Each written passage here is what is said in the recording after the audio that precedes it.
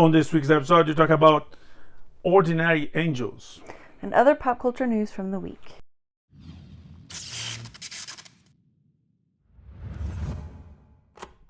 Before we get into this week's news, we have a in memoriam, I guess. The creator of Dragon Ball has passed away. Yeah, Akira Toriyama passed with 68 years old. 68, right? Yeah. That sounds right. And he was the creator of Dragon Ball.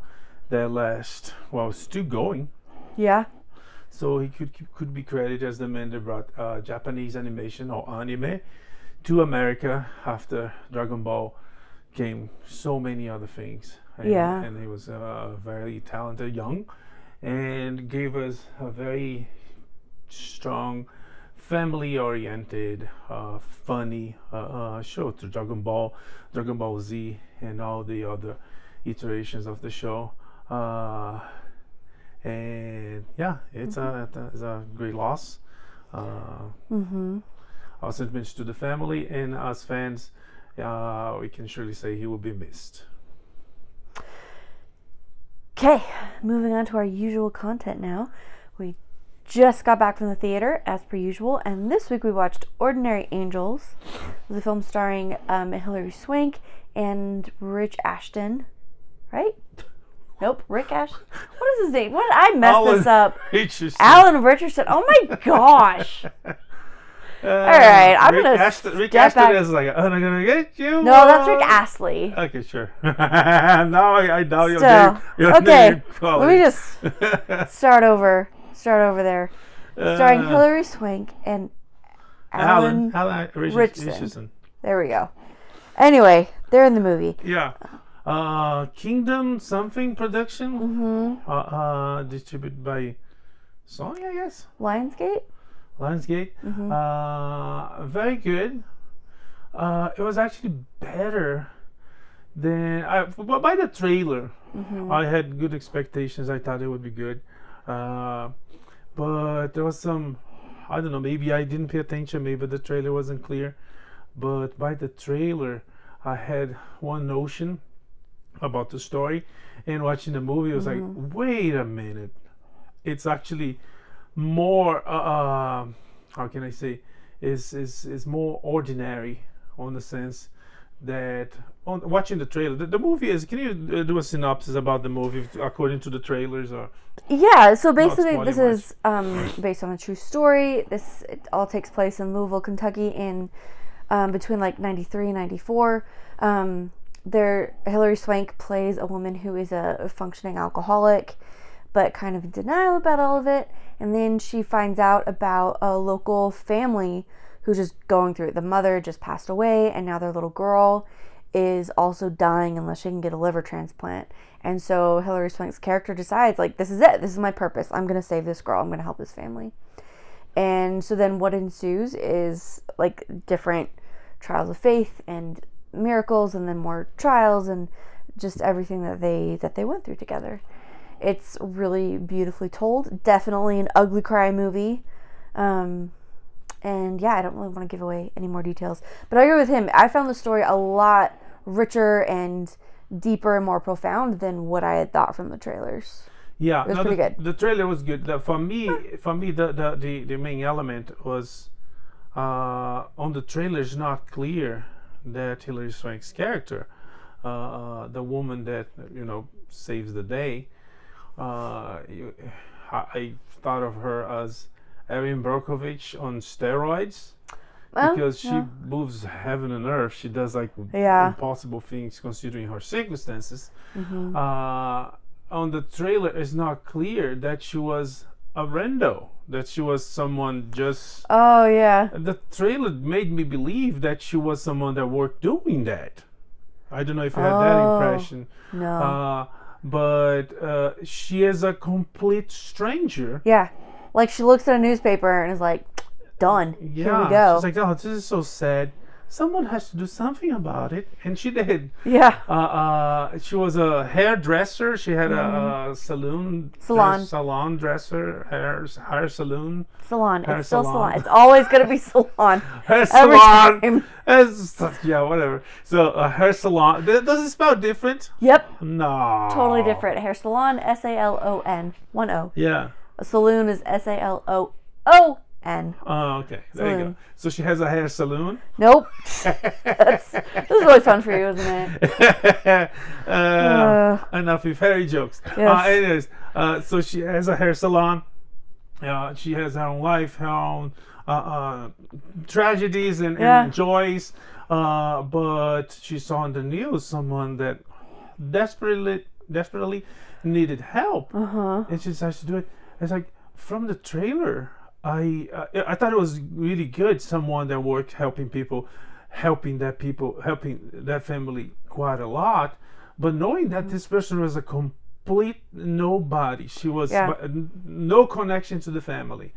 I don't think she not even lived close by, because at some moments we see it doesn't feel like it's in the same city. Maybe neighborhood city. Yeah, it's the same city, I think, but Louisville is it's the capital of Kentucky. It's not a huge city, but yeah, they're definitely different parts of town. They don't go to the same church. There's no connection. Yeah, and that for me was like, wow, this is really about ordinary angel, someone that was willing to help a nobody just because she felt she could, and she really could.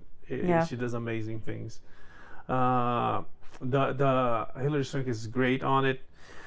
She's she's a Oscar-winning actress. She proved more than once that she can act in different roles. This one she plays a older lady, older than her age, right? You think?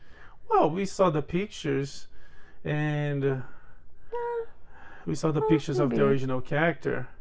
And she looked like older. I mean, I guess the guy, the character portrayed by Alan Ritchson also looked older too. But it's not totally fair to compare normal people to Hilary Swank. True, but I or thought Alan Ritchson. She has an adult kid. Yeah. And he has young kids, so she's older than him.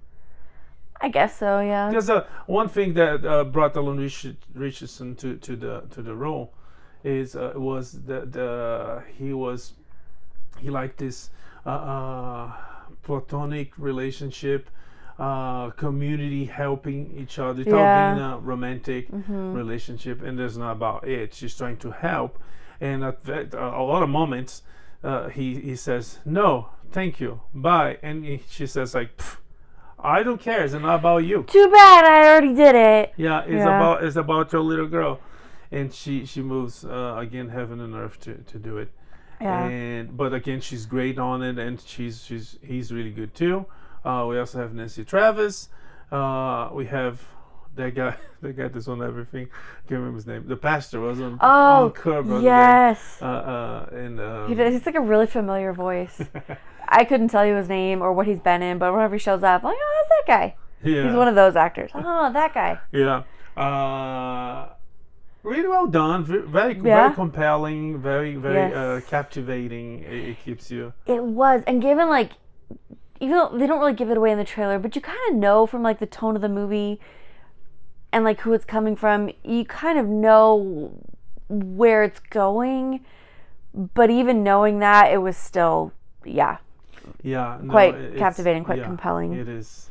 It creates a connection. It creates a suspense of disbelief. It's not Hilary Swank. It's good acting. It's not Alan Ritchson. It's those people, and they do a terrific job. The movie extremely well done. It's really well received by critics and audience. It's one of those that everybody loves it because it's just good stuff. It's a good story, and they did a good job telling it. To love it, yeah. They didn't take the faith and religious aspect out of it, but it also doesn't feel like you're getting hit over the head with it. It's really beautifully done. There's remarkable. Well, something that I took away from it, something that happens over and over and over in this film is like something really bad happens, but somehow that really bad thing ends up being like an answer to prayer. Somehow, like these bad things turn into. It's there's a lot to talk about, a lot to take from it. I don't want to spoil anything. Just know it's a really good quality, like family friendly, wholesome, but also like really deep movie, and it's totally worth seeing. And it's very. And again, ugly cry. Just be prepared to ugly cry. It's very real. The movie is excellently done. Editing, producing, directing, acting. But there's this thing that I thought it was very, very interesting. They could ignore. They could overlook. The woman has problems. The woman is not perfect. She's actually trying to improve her life and overcome her own obstacles and overcome her own tragedies. And but she's willing to bypass that and help someone without asking for any help for anything, which is very, very selfless act. And a lesson that no matter what problems you have, you might be able to help someone else with, if not a bigger problem, with a different problem. It was overall really good. Yeah, it's really good. There's a lot to unpack there. What you were just saying reminded me of something President Hinckley once said. Yeah, I told him. Oh, did you? No, so this is a former leader of our church who passed away, but was like really, anyway, he would talk about it, like the best way to solve your own problems is to like go help somebody else. And then a lot, it's a scripture, right? It's like if a man loses his life, right, he'll gain. If a man is willing to lose his life, he'll gain something like that. Yeah. Like I said, there's a lot to unpack here. I don't remember. There's a lot to remember. Yeah, there is, and there's a lot. There are a lot of ways you can look at this story. A lot of layers to it: personal redemption, miracle, selfless service, sacrifice, family, all this great stuff. Yeah, and it's a really good movie. If it was made by a big studio, it would be like a bigger hit than it is. Because it has everything a great movie has, the human element of tragedy, overcoming a challenge. It has little kids. It has a loving father, really well. Loving family, and a loving community, and it's a real story. Right? Yeah. So it has all the elements of a great movie. If it was a big studio, you'd hear this movie like a lot. It would be huge and yeah, but it's an independent. Let's call it independent studio. It's a small company, but you should see it. Support them, but also enjoy the movie. We had some technical difficulties here for a second. We're recording in the middle of a Wasatch Front windstorm. Yes. Just for you. So, bear with us. Yeah, I am curious what the TV, our monitor, gonna show. Yeah, no kidding. Because I guess nothing. That's good. Yeah. Okay. Back to it. So, Ordinary Angels. It's available on theaters everywhere. You should go see it. It's we fully recommend. It's fun. I can't remember the ratings, but I'm pretty sure it's PG-13 at least, right? Yeah, at the most, yeah. Yeah. At the most, it could very well just be PG. It could. I think even when there wasn't really any language, grumpy, he doesn't say anything inappropriate. There's like heavy thematic stuff, right? Like a kid is dying. That's a lot. Yes. But so if it's higher than PG, it's just because it's heavy themes. That's all. Yeah. But yeah, definitely worth it. Go support this film. Okay. So we also saw the first 2 episodes. We actually saw the entire show, but we're gonna talk about the first 2 episodes of Manhunt, the new Apple TV Plus production. This one is about the manhunt of the murderers, the killers of President Abraham Lincoln, namely John Wilkes Booth. And David, I can't remember his name, but there's a whole secret cabal, a whole group behind it, and we watched the first two, and I think the show is phenomenal. I think it's really well done. I'm not by no means like an expert in this particular event or even this moment in American history. But from what I could tell, the historicity of it is like A+, really well done. Great acting. Although ironically, Lincoln is like the worst. I don't think they cast him right at all. But again, it was almost a relief when he died. I was like, oh, okay, we don't have to watch much more of him.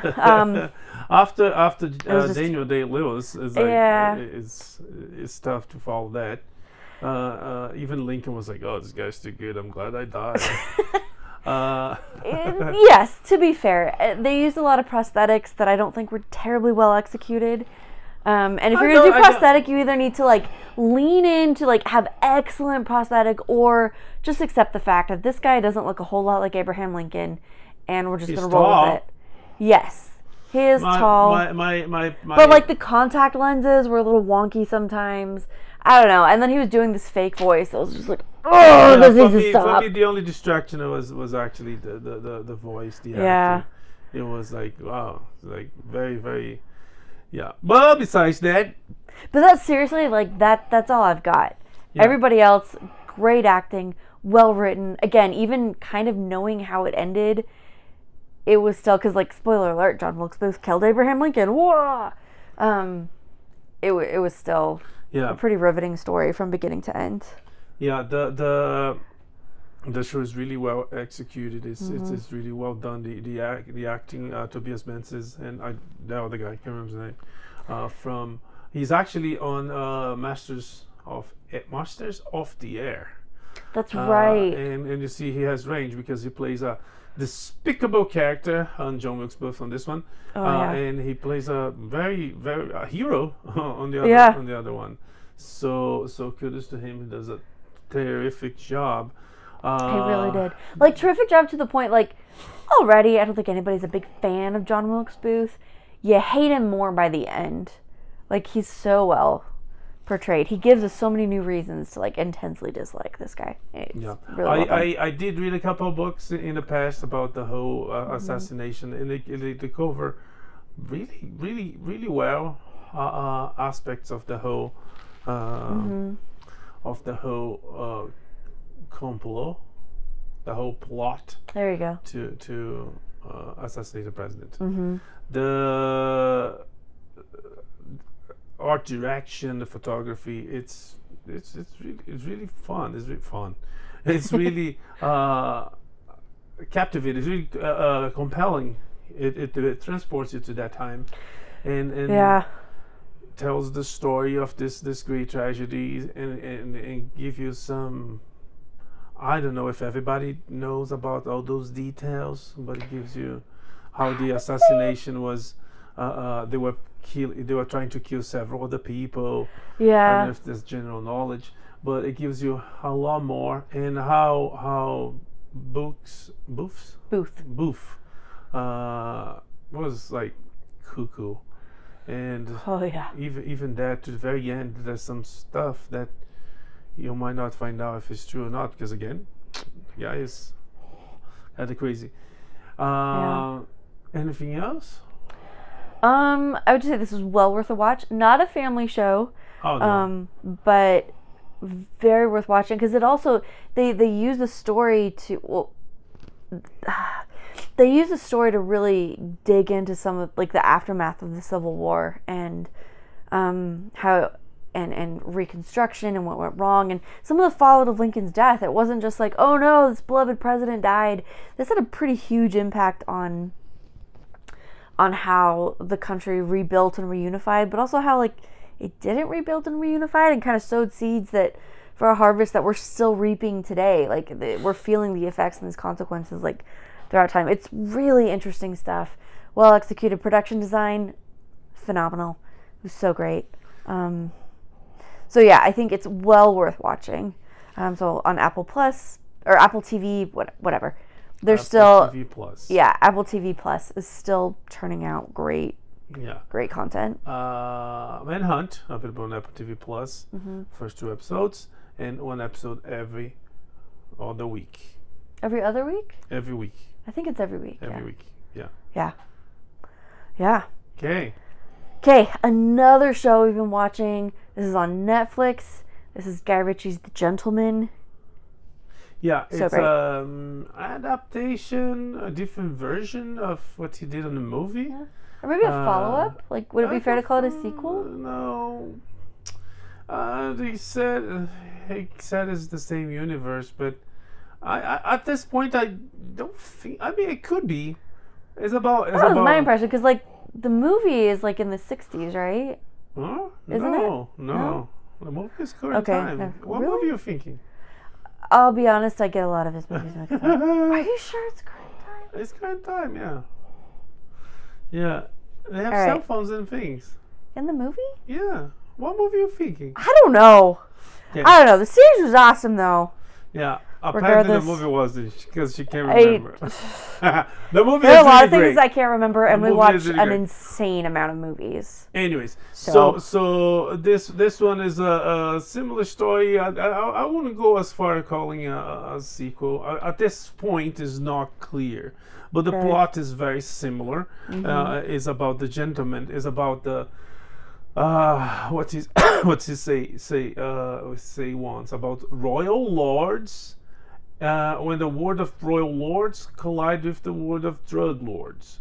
So there you have the gentleman, because, but that's not really gentlemanly of both sides in this case, because they're all criminals. But terrific show, well written. He directed the first 2 episodes. It has amazing soundtrack. The actors are doing a terrific job. Highlights for the actress that plays Susan, the actor that plays Freddy. I don't mention the Theo James that plays Edward, because he's known. You've seen him in several other things. He's famous, but these 2 I never seen, and I was like, wow, these 2 have future, and everybody else do a terrific job. Of course, Vinnie Jones is there, because it's a Guy Ritchie show. Yeah. And I guess they're really good friends, and I guess it pays up to have friends. Guy Ritchie has a brand, and that brand is nicely like embodied, represented, incarnate in Vinnie Jones. Yeah, and he's like a traditional man, like very manly, doesn't have to speak much, and he's there when you need. So Yeah, and that is very much his role in this. He doesn't show up often, but when he does, he's always doing very manly things and taking care of business and giving advice that sounds roundabout, but it's very on the nose, but it's great. Yeah, Giancarlo Esposito is there too, doing a terrific job.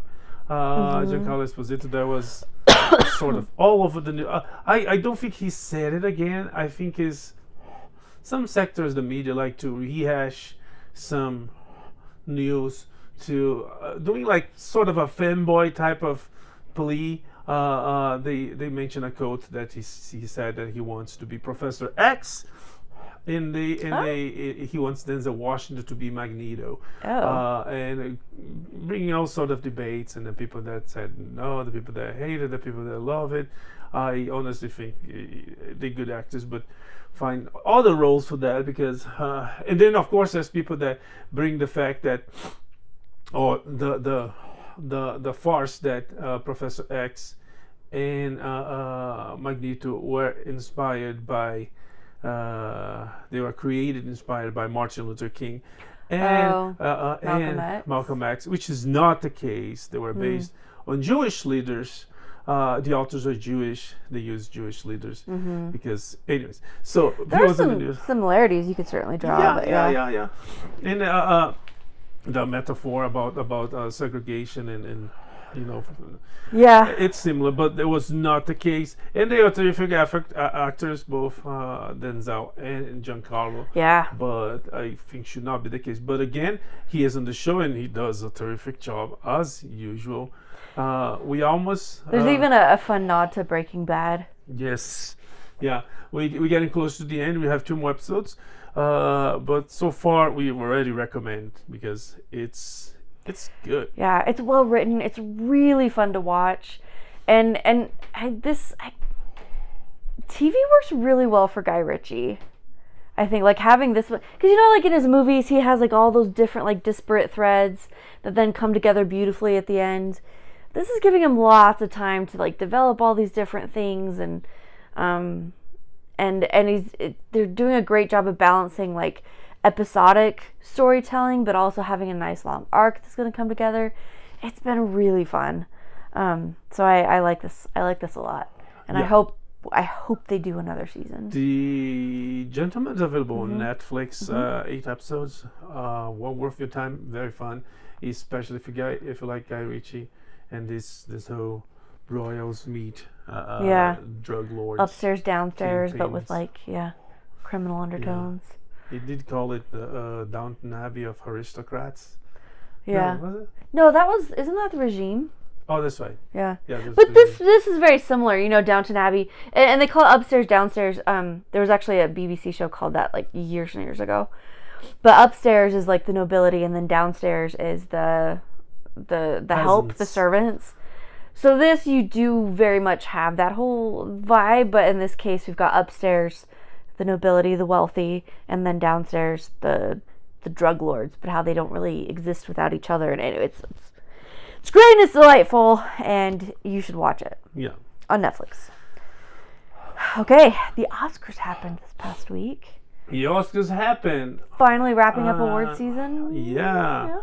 No surprises. Zero surprises. Yeah, Robert Downey Jr. won Best Actor in Supporting Role. Cillian Murphy Best Actor. Divine Johnson Best Actress. Supporting actress. Emma Stone. There are so several Emmas. Yeah. Best Actress. Oppenheimer Best Picture. Yep. Christopher Nolan Best Director. Barbie Miyazaki took a Best Song, right? Best Song. Yeah. Miyazaki won Best Animation. Godzilla -1 Best Special Effects. What else? Weren't they one of the lowest budgets out of the special effects nominees? Probably for sure the lowest. Yeah. Yeah. So like extra. Because they had like Guardians of the Galaxy. Like, that's right. 200+ million. Yeah. Yeah. Anything else worth mentioning? The winners? From the winners, not that I can recall. Like we said, there weren't any surprises. This kind of followed trends that we saw all throughout award season, from SAG and Critics' Choice and Golden Globes and Emmys and all that stuff. So no real huge surprises. Couple notes from the ceremony. Al Pacino kind of caused a stir when he didn't. How usually the presenters come out and they read the nominees and then they open the envelope. He just skipped all that. Yeah, some people didn't like it. He came out and apologized, which is, I don't know, you might think is the only opportunity that movie that is nominated to give some sort of recognition, right? Because sure, they're not gonna win, but at least the name is there in the top. Yeah. But he was like, he just went there and spilled the winners. So, but he came out and apologized, and I guess again is Hollywood. You've seen worse in this messed up world of Hollywood, including the debacle of La La Land and Moonlight. Sure. At least the guy said the wrong one, or the wrong one won, and they said, "Oh, sorry." Anyways. Yeah, worse things have happened, but it's so I guess nice. Nobody got slapped this That's time, right? But John Cena showed up naked. A nice nod. That was for the costume design award, right? Yeah.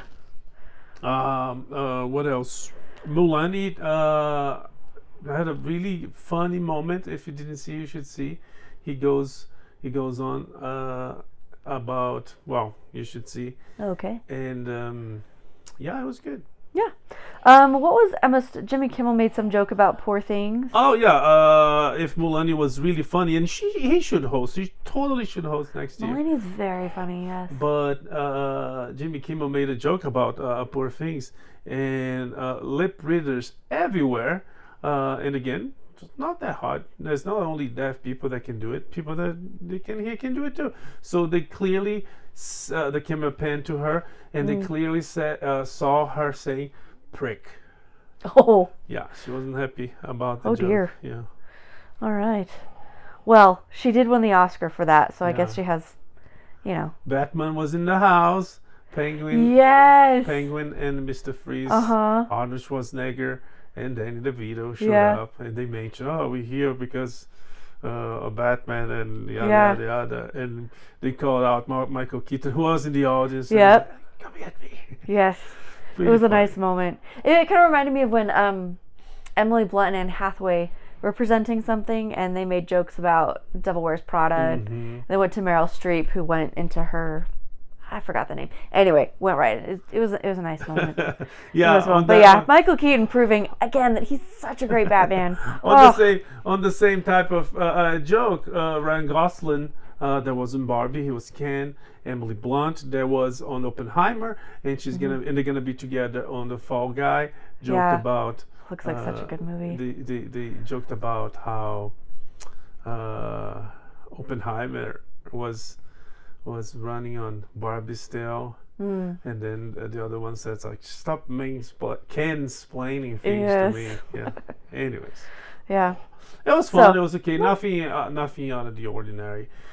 The ceremony, of course, went through problems with protests blocking the streets of Hollywood, protests pro-Hamas, and again, also a couple of people in the audience, some of celebrities were wearing ribbons pro-Hamas. But besides that, no surprise, nothing crazy. If you were expecting Barbie to win more, then you would have a surprise. But come on, nobody actually believed that. Yeah. Because you had a Oppenheimer, a real movie, really good movie, really well made. And Barbie was not bad, but it was between bad and good. It was around mediocre. It had its power. But in reality, it was not like, wow, what a piece of cinematic history. Yeah, Barbie was like culturally really important, but that's not what like the Oscars are about. I don't know. Oppenheimer, I feel like the movie, everybody that won, as far as I know, totally deserved it. We haven't seen Poor Things yet, so I can't comment on that. But I feel like this was one year where like every award I saw, like I feel pretty good about actually those awards. Talking about cultural popular importance. Oppenheimer was actually the movie one of the, since Lord of the Rings, Oppenheimer was the second to that. It was the movie to win the best picture and being so popular and have an audience that was gigantic. It didn't happen. It happened now with Oppenheimer. Last time it happened was Lord of the Rings, Return of the King. So there you see how the Academy is actually disconnected in a lot of moments. Right. The wasn't the one with the driver and anyways, some of the pictures that win are not that powerful. Green Book. Yeah. This one actually, a lot of people saw it. A lot of people liked it. And it was popular, it was powerful, and it won Best Picture. It's not always a happen. So if anything, this time the Academy got it right. Yep. All right. TikTok might not be long for this world, or at least not in the United States.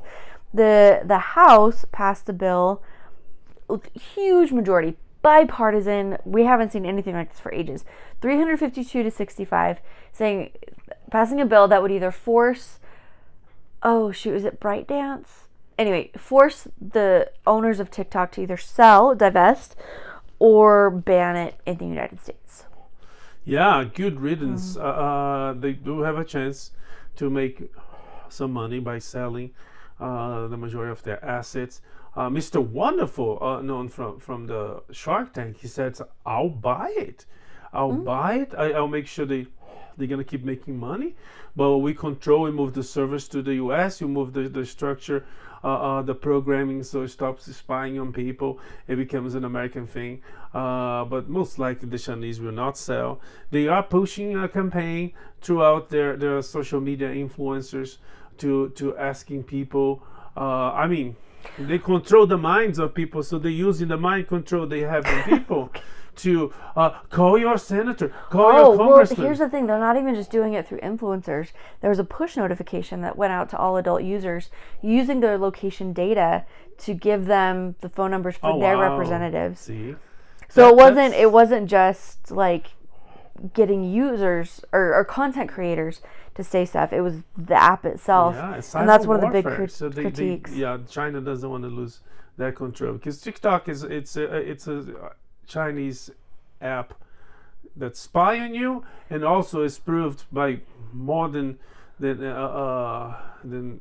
one study and specialist that causes damage to our youth. You know, it creates all sorts of mental problems and increase all sorts of mental problems in youth and adults. Yeah, I'm not crazy about the optics of banning a social media app.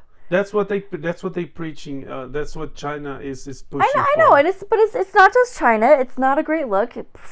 Free speech, like that First Amendment, is hugely important, not to be underestimated.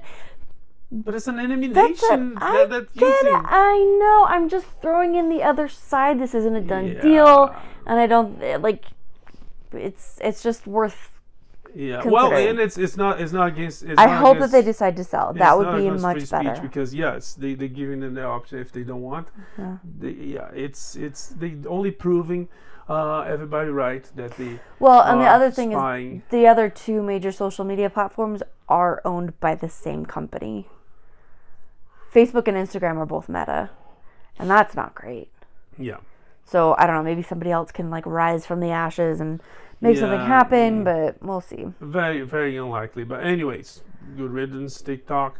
Yeah, this still has to go through the Senate and get signed, so it's not a done deal. But Sleepy Joe, he said he would send it to me. I'll sign it. Yeah. But we'll see what the Senate does, because Trump has come out against it. What he does from one day to another is like, you know, the classic Surprise Joe cheese. Yeah. Anyways. Okay. What's going on with SBI? SBI, Sweet Baby Inc., Sweet Baby Incorporated. Oh. If you play video games these days and you feel like it's full of woke garbage and it's full of nonsense, changing, crapifying your characters, your story, your games that you always loved, you can blame SBI or Sweet Baby Inc. You know, if you felt like the new Spider-Man was a letdown, we felt like there's some moments on God of War the Kratos was like kind of weird, and the characterizations of some characters were like, it's like a black kid in Valhalla and stuff like that. It's all caused by this company called Sweet Baby Inc. And they got caught on trying to cancel a website, a group called Sweet Baby Inc. Detected. So this group is listing all the games where this company is working to expose that the company is a consulting company. It's not even a game company. It's a consulting company hired for diversity, inclusivity, all that thing to put that on the games. So on this, there's this whole commotion going on because the video game industry alone makes more money than the movie industry and the music industry together. Seriously? Yeah. Jeez. So they realize that's like, hey, that's how you change the minds of our future generations. So they invest in games, and poorly. Suicide Squad killed the Justice League, the new game for PlayStation, is failing. Sony promised that's like, we give your money back. We give you money back. You don't like the game? Give us back. We give the money back. That's how bad it is. And they always go back to Sweet Baby Inc. The one of the chiefs of the company was actually saying, and we saw that with Gemini a couple weeks ago, on how Gemini, for the sake of inclusivity, diversity, it would like black Nazis or Japanese Vikings. That's right. You know, erasing history. Sweet Baby Inc., the one of the chiefs there said it's like they willing to do that. It doesn't matter if it's not accurate. It doesn't matter if it changed. The idea is to, you know, include, to be diverse, even when it makes no sense. That's how radical they are, and that's going on. They're fighting hard to try to cancel everybody that goes against them, because you know they have this hive mentality. They have to do that even if it, anyways, so that's Sweet Baby Inc. It was on the news, and hopefully we're still in the news, because they try to cancel the good guys. The guys are just trying to expose them about what they do, and they don't deny they do it, but they don't want people to know. That's the weird part for me. Like, dude, if they're doing a good thing, why does it matter? Right. If people know about it. Yeah. That doesn't make sense to me. Anyways. All right, let's look at some new and upcoming projects. Millie Bobby Brown's new Netflix movie called Damsel is doing really well. They got 35 million views in the first weekend, which puts them in the top 10. It's not doing well with the critics. We didn't see yet, so we're not going to talk about it. I like her. I thought I saw her on a Comic-Con, and she was hilarious. She was really, and she was much younger. That was like years ago. But she's always been like very precocious and very smart and witty and a talented actress. She's a heir to the Jovis, right? She's marrying Bon Jovi's kid. Yeah. Heir to the Jovis. Okay. The Traitors. So we just finished season 2 of The Traitors. This is a game show, reality show hosted by Alan Cumming? Yes. Okay. Just go now double it's check. Alan too. Yeah. Probably Alan. Yeah, I know. That's why I had to stop and like double check. Like, is it really this guy? I don't know. Anyway, they decided to lean into the comedy. They're trying to cast more Vanderpump Rules people for season 3, more sports stars. I think that's a good idea. It's I think the other season 2, but this one, they take themselves so serious. Oh my gosh! It's like it's a game, but they take themselves like, you know, the murderers, the traitors. They play the traitors, and when someone is trying to catch them, and it's like, this is a gang. They are thugs. I'm like, oh my gosh, this is ridiculous. So serious. I did like it a lot better than the first season though, where they had a few celebrities celebrities, and then a few like just normal people. They had normal people? They did, yeah. And then it just got ugly and sad because the housewives and the survivors, they were, playing a reality show game, but then like the normal people were just, it got ugly, it got sad. This time with all these like housewives, bachelors, used to drama. All the rest, used to the drama, but also like it's like a career for them. It's a profession. It didn't get so emotional or sad. It was just funny. Yeah, it was like now that you mention, I remember it was like rich people taking money away from commons. And at the end, like it was really depressing. Even though the winner played so well and like completely like aced the game, did everything right. Yeah. Like played brilliantly. It was still really depressing. The people walking away like, I was betrayed. This time, the traitors got caught. I'm glad the TJ, CJ, and Trishelle, CT? Yeah. CT. See, I'm bad with 2 letters. Yeah. CT and Trishelle won. I liked them from the beginning, and if anything, they were trying to play a game because it was a game when other people were taking it so serious and anyways. Oh my word! I hope that the people that get for season 3 try to play a little bit more intelligently. Like actually try to play the game instead of be like, this person reacted in a weird way to my joke, and so I think they're a traitor. They were emotional to the point that she's my friend. She will never do that to me. which is like it's a game. Anyways, yeah. So I don't know. Talking about bad people. I'm sorry. Oh. James Gunn. So Batman 2 is being delayed to 2026, and there's a lot of people on the interwebs. They are blaming James Gunn for it because James Gunn has his DC universe. It's become something of a hobby. And James Gunn gonna come up with his own Batman. So there's allegations and rumors that the delay might be more than a delay. They might cancel Batman, even though the first one was very successful. Another tiddy bit of evidence is that the director Matthew Vaughn on his Facebook page, everything that was Batman was like. So. Oh dear. But again, it's not the first time that James Gunn comes to destroy what we love. So. Yeah. For like zero good reasons. That's a bummer. Well, there is hope shining brightly before us.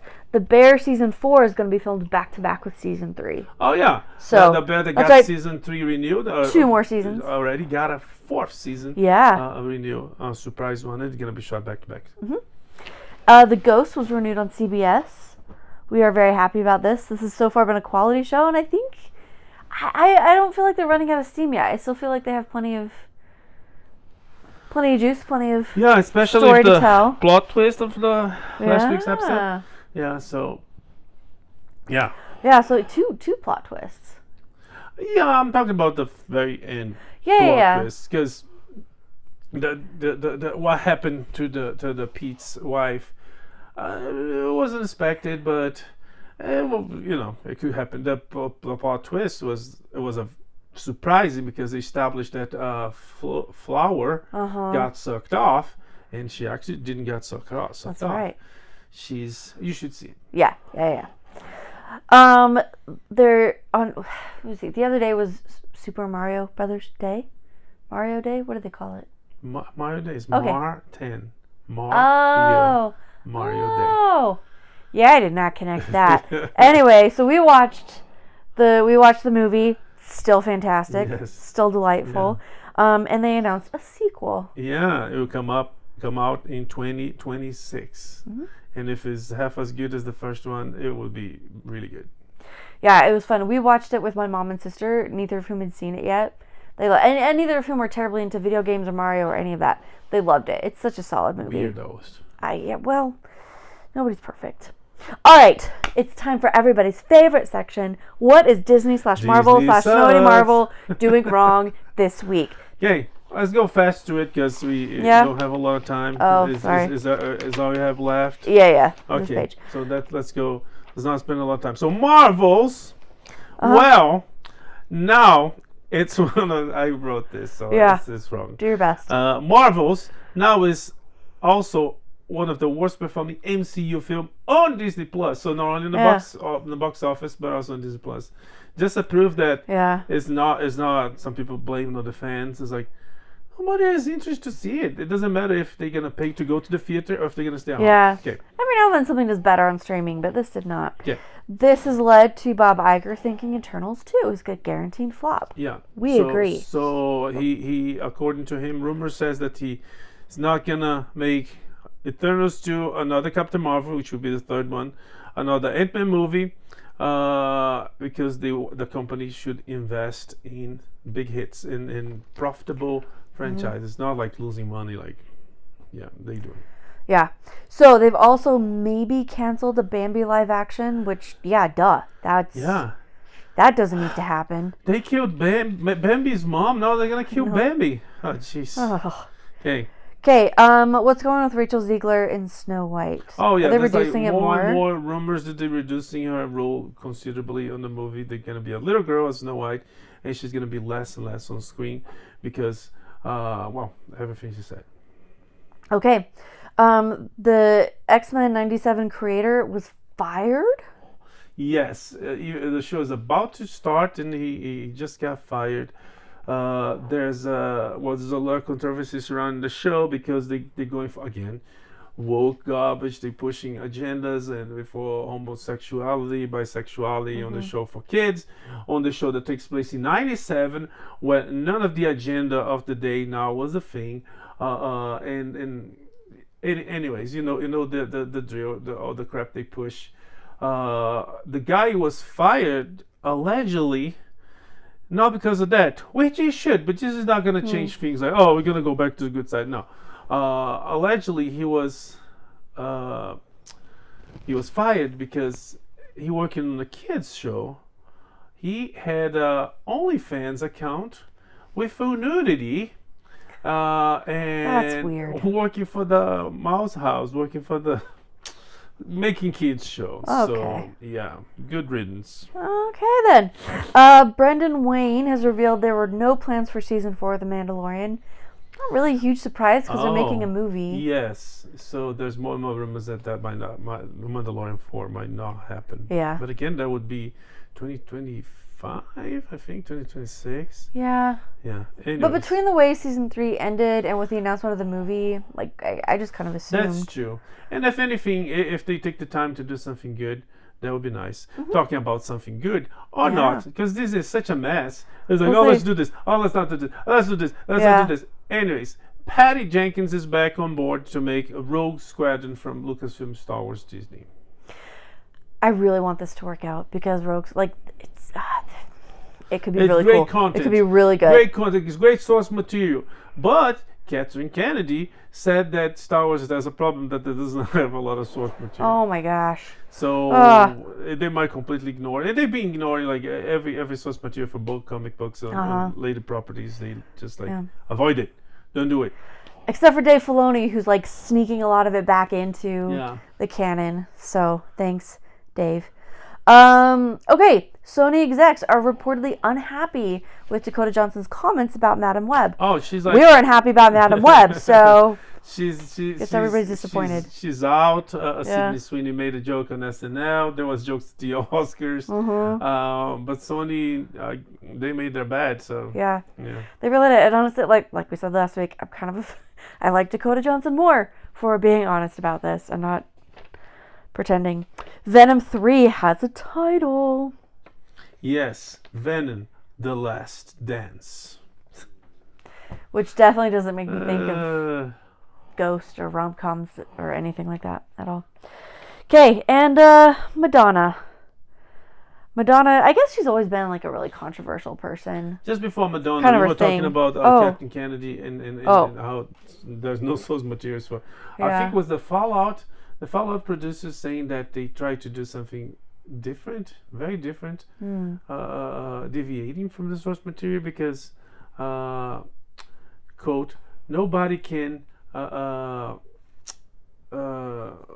you please, nobody can please a fan of anything. I was like, oh, you can't please all the fans. There's always going to be someone who's disappointed, but you can do the deliver vast a solid. majority. Yeah. Yes, it's baloney. It's like there's always going to be somebody who's going to be miffed, sure, but yeah, no, you can please the high majority if you do a proper work, if you do a proper job. Yeah. So it's like coward or liar or both. Anyways, now back to Madonna. Yeah, so she's always been a controversial person. So maybe this isn't that surprising, but she was performing at a concert. Everybody's like super pumped, up, standing up, dancing, except for this one guy, and she called him out on stage. Get up! Get up! Get up! Why are you sitting? He's in a wheelchair, guys. Not everybody can stand. And maybe you should just leave people alone if they're not acting as worshipful of you as you think they should be. If you didn't need any proof that she's too old for that. At least, some of the stuff she does. And again, there's a time that, you have to get out on a high, as I say. Yeah, and on a high note. Note. And a lot of people do that, and she's one that's refused. I don't know. Maybe she has bills to pay. Anyways, not our business. But that's it for this week. Mm-hmm. We come back. That's it, right? Yeah. Right. We come back next week with more pop culture news, entertainment. Mm-hmm. We're gonna finish The Gentleman. There's more Shogun. There's the end of Masters of the Air. There's so many cool stuff. But for now, that's it. May the force be with you. Live long and prosper. Bye. Bye.